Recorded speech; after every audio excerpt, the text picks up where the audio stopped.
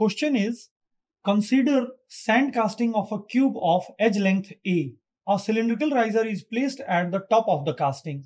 Assume solidification time Ts is proportional to volume by surface area, where V is the volume and A is the total surface area dissipating heat.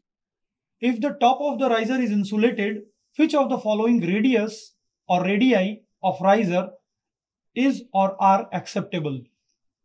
Option A by 3, option B, A by 2, option C, A by 4 and option D, A by 6. देखिए इस question में एक cube दिया हुआ है जिसका as length A है. This is the cube whose edge length or side length is given as A.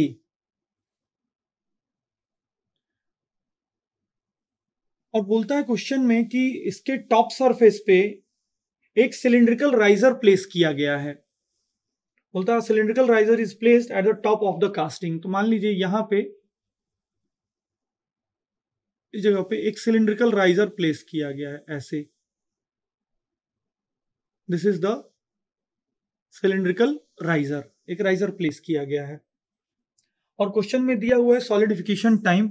Normally जो हम लोग चोरिनोव्स रूल से पढ़ते हैं उसमें हम पढ़ते हैं solidification time is equal to K into volume by surface area the whole square. लेकिन यहाँ पे दिया है assume solidification time, यहाँ assumption है क्वेश्चन में, Ts is equal to volume by surface area. और ये surface area total surface area है. इसको प्रोपोर्शनल बोला गया है क्वेश्चन में. प्रोपोर्शनल बोला गया, तो जब हम लोग हटाएंगे इसको तो प्रोपोर्शनलिटी कांस्टेंट कैसे हट सकता है. तो प्रोपोर्शनल बोला है, इसका मतलब इसको हम लोग ऐसा कर सकते हैं प्रोपोर्शनलिटी कांस्टेंट के लिए.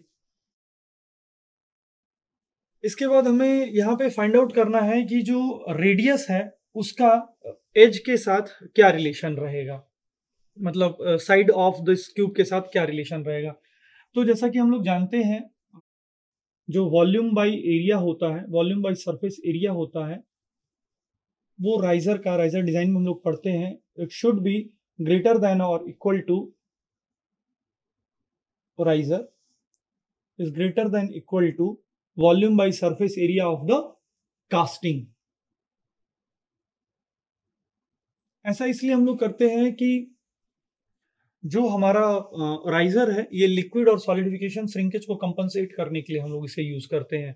तो हम लोग ये कोशिश करते हैं कि जो हमारी कास्टिंग है वो पहले सॉलिडिफाई हो जाए, तभी अगर ये मान लीजिए राइजर अगर हमारा पहले सॉलिडिफाई हो जाएगा वहां का मोल्टेन मेटल, तो वो श्रिंकेज को कैसे कंपनसेट करेगा. इसलिए राइजर डिजाइन में ये ध्यान रखा जाता है कि कास्टिंग जो है हमारा, किसी भी कास्टिंग सिस्टम में कास्टिंग पहले सॉलिडिफाई हो और राइजर हमारा बाद में सॉलिडिफाई हो. तो इस वजह से डिजाइन पर्सपेक्टिव से हम लोग ये इक्वेशन लेते हैं, volume by surface area of riser is greater than equal to volume divided by surface area of casting. तो यहाँ पे क्वेश्चन में हाइट और डायमीटर के बारे में नहीं बात किया हुआ है, लेकिन टॉप सरफेस पे उसने राइजर को प्लेस करने के लिए बोला है. तो टॉप सरफेस पे जब हम लोग राइजर प्लेस करते हैं तो जो सिलिंड्रिकल राइजर है उसका जो बॉटम का एरिया होता है वो हीट ट्रांसफर में पार्टिसिपेट नहीं करता है. क्वेश्चन में एक अलग से पॉइंट ये दिया हुआ है कि जो टॉप सरफेस है राइजर का वो इंसुलेटेड है. इसका मतलब जो टॉप सरफेस एरिया है और बॉटम सरफेस एरिया है दोनों से हीट ट्रांसफर नहीं हो रहा है. साइड राइजर के केस में हीट ट्रांसफर दोनों से होता है, लेकिन टॉप राइजर के केस में नॉर्मली जो हीट ट्रांसफर होता है टॉप सरफेस एरिया से होता है और टॉप सरफेस एरिया से होता है. लेकिन यहाँ पे क्वेश्चन में दिया हुआ है कि टॉप सरफेस एरिया भी इंसुलेटेड है. इस केस में हम लोग वॉल्यूम बाई सरफेस एरिया का रेशियो फाइंड आउट करेंगे. तो मान लेते हैं कि रेडियस आर है इसका, इस सिलिंड्रिकल राइजर का रेडियस आर है, रेडियस स्मॉल आर मान लेते हैं और इसके हाइट को हम एच मान लेते हैं. हाइट को हम स्मॉल एच मान ले रहे हैं. अब इसे हम कैलकुलेट करते हैं. तो चलिए देखते हैं. वॉल्यूम हो जाएगा हमारा π/4 डी स्क्वायर एच भी कर सकते हैं, लेकिन हम लोगों को आर के टर्म में लेना है तो इसे हम लोग डी स्क्वायर के टर्म में नहीं लेंगे, इसको हम लोग πr² एच लेंगे. तो इसे मैं कैंसिल कर देता हूं, इसे हम लोग नहीं लेंगे, हम लोग लेंगे पाई आर स्क्वायर एच, ये वॉल्यूम हो जाएगा हमारे राइजर का, डिवाइडेड बाई सरफेस एरिया। जब हम लोग लेंगे तो सरफेस एरिया में हम लोग 2 पाई आर सर्कमफरेंस, और उसे हम लोग इस हाइट तक मूव करा देंगे। This is the height, this is the height H, this is the height H and this is the radius R, this is the radius R. तो सरफेस एरिया हो जाएगा हमारा 2 pi R H, 2 pi R H हो जाएगा हमारा surface area. ये हो गया हमारा riser is greater than equal to, अब volume by surface area casting का लिख लेते हैं। तो कास्टिंग का वॉल्यूम हमारा हो जाएगा, साइड ए है तो ए क्यूब वॉल्यूम हो जाएगा, divided by surface area 6a square हो जाएगा।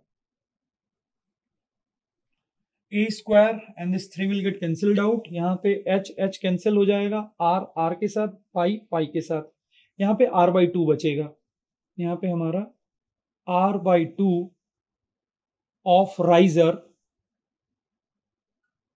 is greater than or equal to a by 6। इस 2 से इस 6 को कैंसिल आउट कर देंगे, 2 3 जा 6 हो जाएगा ये। इसका मतलब जो हमारा रेडियस है राइजर का, इट इज ग्रेटर देन और इक्वल टू a by 3। अगर हमें राइजर अच्छा चाहिए जो कि बहुत अच्छे से लिक्विड श्रिंकेज और सॉलिडिफिकेशन श्रिंकेज को कंपनसेट करे, तो हम लोग ग्रेटर वाली वैल्यू लेंगे। और अगर हम लोग ऑप्शन में चेक करते हैं तो r is greater then a by 3, केवल एक ऑप्शन है, ऑप्शन बी a by 2। लेकिन अगर मल्टीपल सिलेक्ट क्वेश्चन आता है तो मल्टीपल सिलेक्ट क्वेश्चन के केस में हम लोग 2 ऑप्शन ले सकते हैं। इस क्वेश्चन में a और b दोनों ऑप्शन को ले सकते हैं।